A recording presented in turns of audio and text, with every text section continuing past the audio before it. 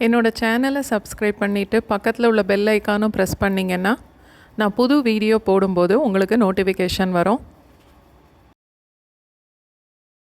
கேரளாவோட ரொம்ப ட்ரெடிஷ்னலான ரெசிபி பழம் பொரி. அதை இன்றைக்கி செய்து பார்க்கலாம். இது ரொம்ப வருஷங்களுக்கு முன்னால் உள்ள ஒரு பழைய ரெசிபி. இன்றைக்கி நான் எடுத்திருக்க கப்போட அளவு 240 ml. அதில் 1 கப் அளவுக்கு மைதா,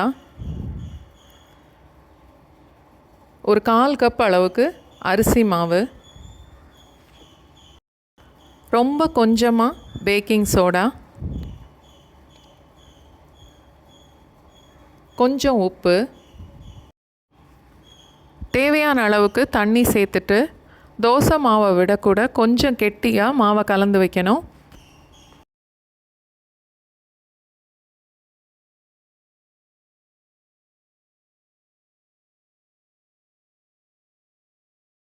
ஃபஸ்ட்டு 1 கப் அளவுக்கு தண்ணி ஊற்றி கலந்து பார்த்துட்டு பத்தலைன்னா மறுபடி கொஞ்சம் சேர்த்துக்கலாம். மாவு இந்த மாதிரி இருந்தால் கரெக்டாக இருக்கும். ஒரு 4-5 மணி நேரத்துக்கு இந்த மாவை அப்படியே மூடி வச்சிடலாம். ஒரு 5 மணி நேரத்துக்கு அப்புறம் பொரிக்கிறதுக்கு தேவையான அளவுக்கு நான் தேங்காய் எண்ணெய் ஊற்றுறேன்.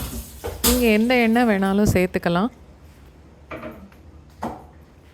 நல்ல பழுத்த நேந்திரம்பழம் 3 எடுத்திருக்கேன். நேந்திரம்பழ தோல் முழுசுமே நல்ல கருப்பானதுக்கப்புறம் யூஸ் பண்ணால் ரொம்ப நல்லாயிருக்கும். ஒரு பழத்தை இந்த மாதிரி 4 துண்டாக வெட்டி எடுத்திருக்கேன். பழம்பொரி செய்கிறதுக்கு இந்த மாதிரி கட் பண்ணி எடுத்தால் தான் நல்லாயிருக்கும்.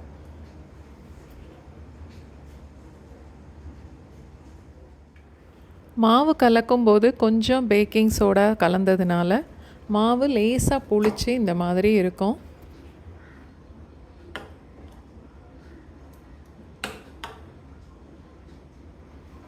இந்த மாவோட ஒரு 1/4 கப் அளவுக்கு சீனி சேர்த்து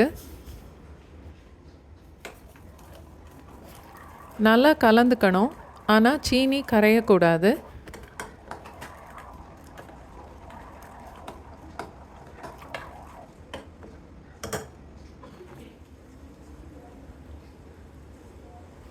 எண்ணெய் ரொம்ப புகையிற அளவுக்கு சூடாகக்கூடாது. ஓரளவு சூடானதுக்கப்புறம் நேந்திரம்பழத்தை மாவில் முக்கி இது மாதிரி எண்ணெயில் போட்டு பொரித்து எடுத்துக்கணும்.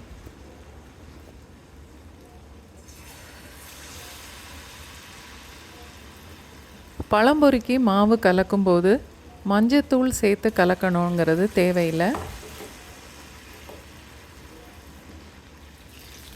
மாவில் கடைசியாக சேர்த்த சீனி இந்த எண்ணெயில் வேகும்போது நல்ல கேரமலைஸ் ஆகி அதுவே நல்ல கோல்டன் ப்ரௌன் கலரில் வரும். இந்த அளவுக்கு செவந்து வர வரைக்கும் வேக விட்டால் போதும். அடுப்பு மீடியம் ஃப்ளேம்லேயே வச்சு கட் பண்ணி வச்சுருந்த நேந்திரம்பழம் எல்லாமே இந்த மாதிரி மாவில் முக்கி அடுப்பு மீடியம் ஃப்ளேம்லேயே வச்சுட்டு நல்ல கோல்டன் ப்ரௌன் வர்ற வரைக்கும் பொரிச்சு எடுத்துக்கணும்.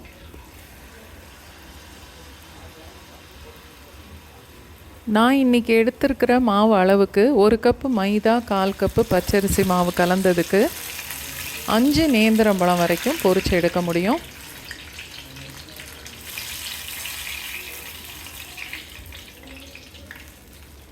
ஏலக்காய் வாசனை பிடிச்சவங்க மாவு கலக்கும்போது ஒரு 1/4 ஸ்பூன் ஏலக்காய் தூள் கூட சேர்த்து பிசைஞ்சிக்கலாம்.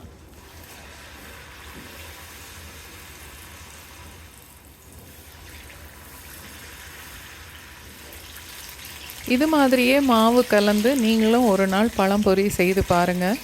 எப்படி இருந்ததுன்னு எனக்கு கமெண்ட் பண்ணுங்கள்.